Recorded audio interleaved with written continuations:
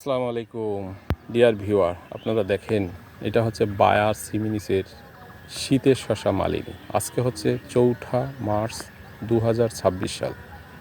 ঠিক এই জমিটাতে হচ্ছে মালিনী শশা এবং এই শশার বয়স হচ্ছে 100 দিন। এখন পর্যন্ত এই শশার জমি থেকে মালিনী শশা হারভেস্ট হয়েছে প্রায় 9 বার।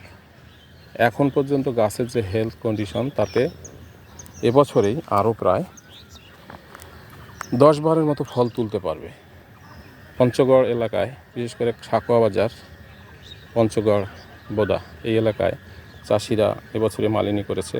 মালিনীর যে পারফরমেন্স এটা দেখে আগামী বছরে তারা মালিনী শশা করবে। 9 বার তোলার পরে এখন পর্যন্ত তাদের যে কিছু খরচ সেটা উঠে গেছে এবং এটার দামও প্রায় উঠে গেছে। আপনারা দেখেন মালিনীর শেপ,